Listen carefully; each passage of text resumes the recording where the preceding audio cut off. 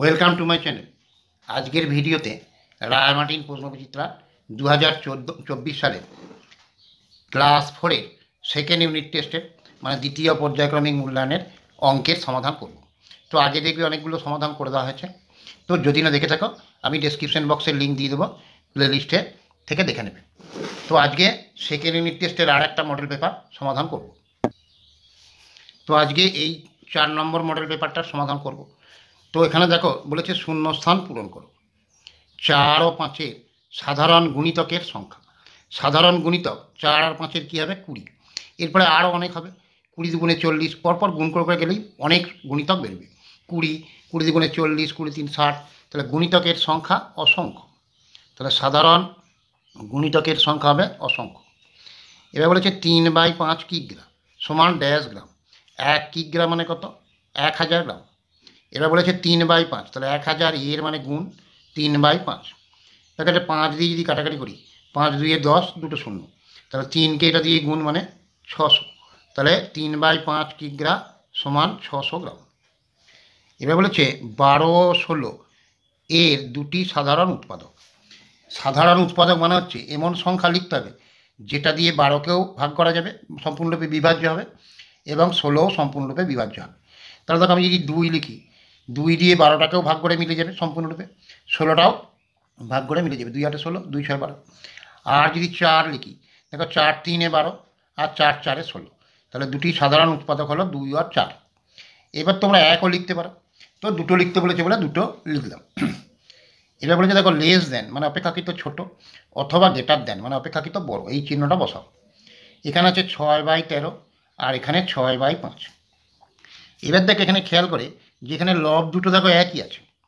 কোনো ভগ্নাংশগুলোর মধ্যে লব যদি একই থাকে, তো যার হর বড় সে ছোট হয়। তাহলে দেখো লব দুটো যেহেতু একই আছে, তাহলে এর হর আছে 13, এর হর আছে 5, এটা বড় হর, তাহলে এর ছোট, তাহলে এটা ছোট।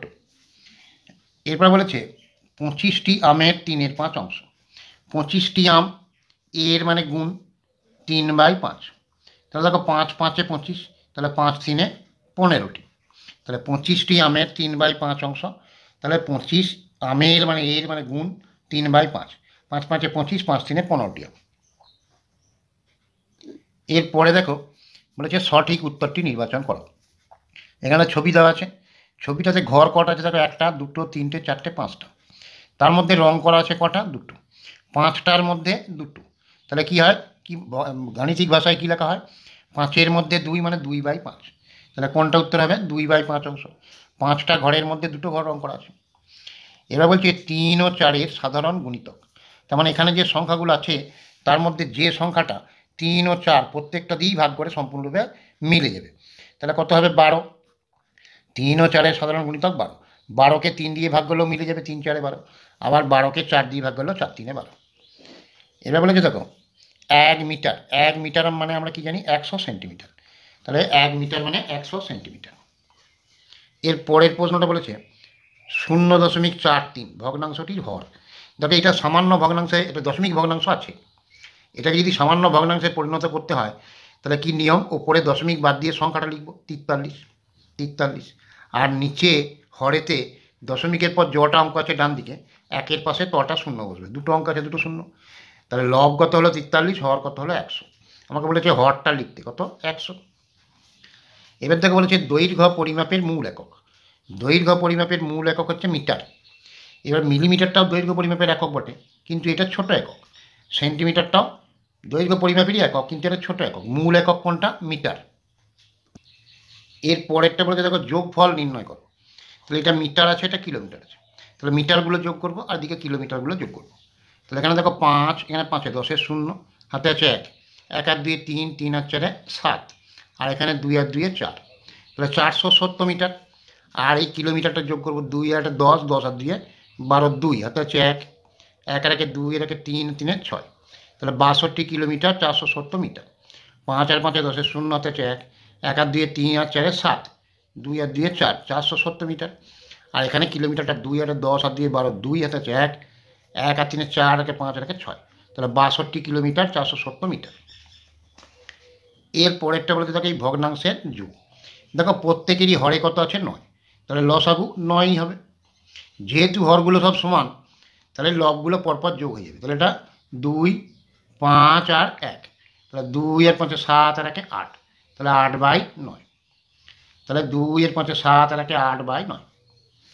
এবার বলেছে অনিতার লাল ফিতে থেকে 1 মিটার 20 সেন্টিমিটার এবং 2 মিটার 30 সেন্টিমিটার ফিতে কেটে নেওয়া হলো। মোট কত সেমি ফিতে কেটে নেওয়া হলো? মোট মানে এই দুটো যোগ করতে হবে। তাহলে এটা আছে 1 মিটার 20 সেন্টিমিটার, আর এটা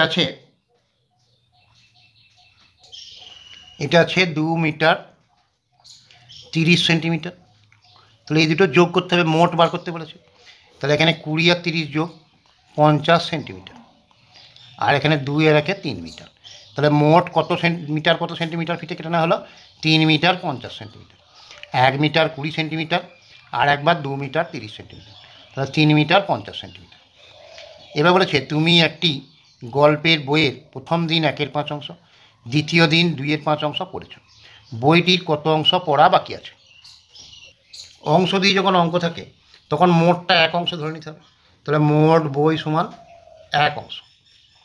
এবারে প্রথম দিন বলেছে 1/5 অংশ আর দ্বিতীয় দিন 2/5 অংশ পড়েছি। তাহলে পড়তে বাকি আছে, মোটটা ছিল আমার 1, তার থেকে যেটা পড়েছি ওটা বিয়োগ। প্রথম দিনে 1/5 আর দ্বিতীয় দিনে 2/5। তাহলে এরকমভাবে একবারে করতে পারো, আবার এইটা প্রথমে যোগ করে নিয়ে তারপরে 1 থেকে বিয়োগ করতে পারো। তাহলে বন্ধনীর কাজটা আগে করবো, 1 বিয়োগ, বন্ধনীর ভেতরে দেখো 5 আর 5 লসক হলো 5। তাহলে যেহেতু হর দুটো একই আছে, তাহলে 1 আর 2 যোগ হয়ে যাবে, 1 যুক্ত 2। 1 বিয়োগ 1 আর 2 যোগ করলে 3/5। এবারে 1 মানে সম্পূর্ণ অংশ, তার মানে একটা আমি 5/5 লিখতে পারি। 5/5 মানে 1। 5/5 কেন লিখলাম? যেহেতু এখানে হর আছে, তাহলে হরেও যা হবে লবেও তাই হবে, যে 1 মানে সম্পূর্ণ অংশ বিয়োগ 3/5। এবারে এই দুটো হরে দিয়ে দেখো 5 আছে, তাহলে লসক হবে 5। তাহলে এখানে লবগুলো যা আছে তাই বসিয়ে দেবো, 5 বিয়োগ 3। তাহলে 5 থেকে 3 বিয়োগ করলে 2/5 অংশ। তাহলে পরে বইটির কত অংশ পড়া বাকি আছে? 2/5 অংশ। প্রথম দিনে 1/5 অংশ পড়েছি, দ্বিতীয় দিনে 2/5। তাহলে পড়েছি কত? 3/5 অংশ, আর মোট মানে 1 অংশ। তাহলে 1 অংশ মানেই 5/5, হরে যা আছে লবে তাই লিখব, দিয়ে 5 থেকে 3 বিয়োগ মানে 2/5 অংশ।